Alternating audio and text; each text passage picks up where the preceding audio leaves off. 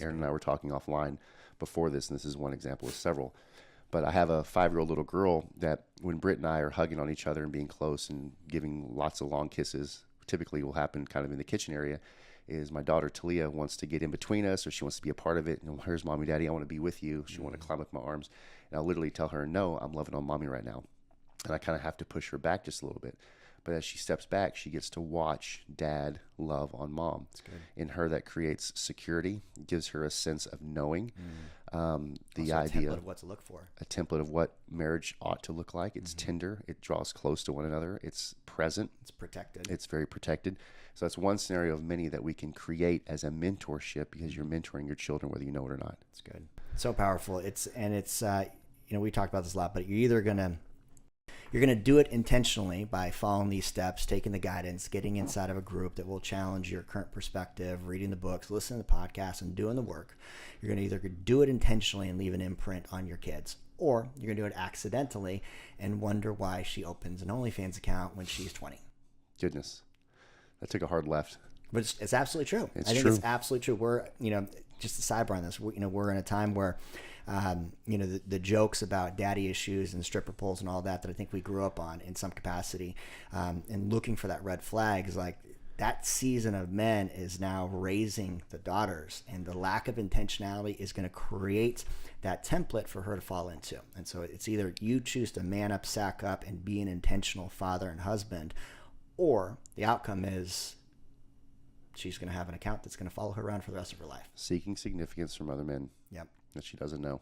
So some great tools we can use, and there's just a couple of them just to keep it simple. But one, as men, it's up to us to continually take stock of where we are in our relationship and what season or what ring our relationship is in. If you live life by default, life just happens to you. You'll always be a victim. Yeah. If you want to take back the authority and the power in your relationship, take stock of it. Right? You can't manage what you don't see. So you have to understand where you are. And then also being highly aware of your time and your effort. Right? If you give it all to the marketplace, then everything else in your life gets leftovers, including your spouse and your children, which is where that comment comes from. So being highly aware of those things and adjusting your life so that it truly reflects your priorities. You can tell me your family is a priority, but if you're never home, or when you are home, you're glued to the TV, then it's not a priority of yours. True. So in 20 years, when your children are a mess and their relationships are a mess and everyone's brokenhearted, it all came back to the decisions you're making today. You have to own those. You have to own them. You're either going to have the pain of making the decision now, or the pain of regret later. And again, the thing I talk about often is the most difficult season that I could ever see a man walk through is the season of retro-parenting their kiddos. It's unbelievably difficult, and it takes 10 times as long to repair than if you just did it in the beginning. So good. Here's a fun part for Aaron. Is we went through and we got some questions. So one question based upon each of the 7 rings to ask your spouse if you're man enough. Yeah. Because some of these are deep. So go ahead. No, I was going to say, these are the questions that will put you on the narrow path, put you on the path to having a relationship that is going to prosper and have the ability to leave a powerful legacy and mentor others. It's the avoidance of these kind of questions that puts you into default mode. The default mode is going to, if it doesn't lead to divorce, it will lead to all kinds of other destructions through the legacy that you leave behind. For sure. And if you're man enough to ask the question, be man enough to not be offended. Be man enough to put action to it, and be man enough to change. If you're unwilling to change, then you've already decided your outcome. So these are questions, again, to ask your spouse. On a scale of 1 to 5, 1 being one being disagree, 5 being agree. So on a 1 to 5 scale, question 1 is, I'm not sure what marriage is really about. So this is in the engagement rings stage. So if you're in the engagement stage, you're dating, moving towards marriage, asking your partner, I'm not really sure what marriage is all about, and clearly defining what the core values of marriage is, that commitment looks like, how you're going to handle all the ish that is going to come up down the road, and then asking your spouse 1 to 5, do you agree with this statement or do you disagree with the statement? Right. Getting on the same page about it. Begin with the end in mind. Here's your chance. Number 2, I'm not 100% comfortable sharing everything. Ooh, so you're now into the wedding ring stage. You have made a commitment for life. You've got the ring on the finger. You had the big wedding, and now you're getting into the season of marriage, but there's still some things that you're not fully comfortable sharing. And so this is going to lead directly into the discovering phase. But if there are things you're holding back from your person that you said you're going to do life with and not being fully transparent, vulnerable, open, and honest, what problems will that create down the road? For sure. You can't have what you're withholding, or what you're withholding you can't have. So if you want intimacy, this is a way to do it. I'm not 100% comfortable sharing everything. 1 to 5. Ask the question, see what you get back. That's good. Number 3, or question 3, I never knew how many issues I had or how selfish I could be. So good. So this is into the discovering stage of the relationship, past engagement, past wedding, and you're in the probably first few years of marriage, getting to know your person. Again, this is all cyclical.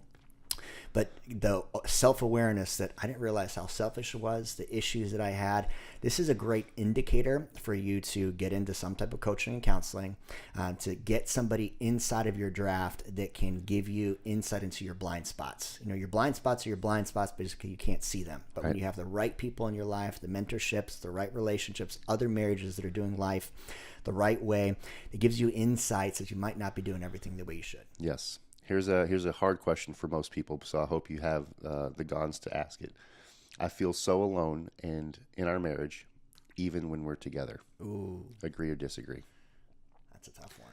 That is a tough one. Yeah. Because you may be surprised at the answer you get. Yep. And so that's into the persevering stage.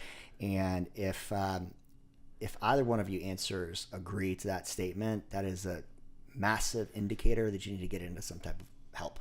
Yes, you do. Get in some relationship coaching, probably long before that. Yep. Don't wait 7 years. Question 5. I have no idea how we allowed ourselves to get here, but we have to fix it. Yeah. Or I'd say that like the second part of that sentence that, as a possibility is, I have no idea how we allowed ourselves to get here, and I don't want to be here anymore. Like as an alternate, because that happens all the time. I've heard wives, I've heard guys say that exact statement. I have no idea how we got here. Well, it didn't happen overnight. It happened over many, many years of neglect by not doing the discovering, not having clear communication, not facing conflict head on. So if you're at that point, opportunity for you to pivot the boat. Great. Question 6. If we were to do it all over again, I wouldn't change a thing. Ooh. Agree or disagree? Yeah, that's beautiful. Are you prospering or not? Yep. All right. This is, again, taking stock.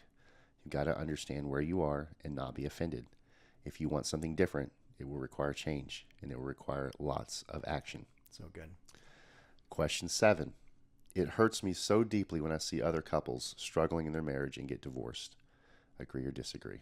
Yeah, I think that's a beautiful call to action too, is if you are in that season of mentoring and you can answer that question, both of you wholeheartedly agree, that's a good opportunity for you to be the lighthouse for other couples at different seasons, because they need the wisdom. You knew what it's like to be in the suffering and silence and the struggling, the disconnect, the confrontation, the constant conflict. And so you have an opportunity to step in and be a beacon for others. I love that.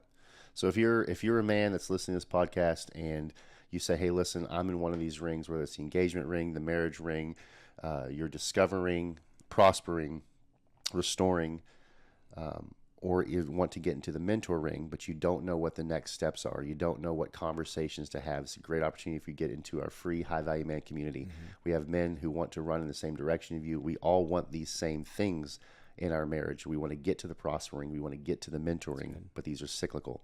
Come and join us in the free community and see what you don't get from it. Yeah, and then shoot us a DM. We want to know where you're at. Have a conversation. You're not alone on an island trying to figure it out by yourself.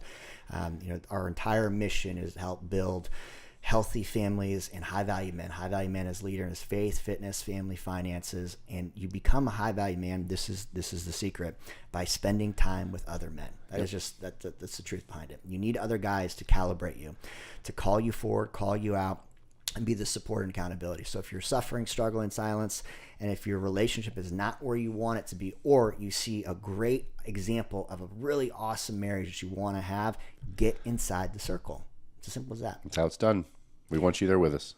Love it. The 7 rings of marriage and the 1 ring to conquer them all. Love it. That's my Lord of the Rings nerd reference in this. We were talking about rings, but the 7 rings: engagement, wedding, discovering, persevering, restoring, prospering, and mentoring. Do yourself a solid favor and ask the question depending on what stage you're at. And with that insight, with that understanding, take the action necessary to progress along the process. Yep, we're with you. See you next time. Boom. Much love, many blessings. Talk to you guys soon.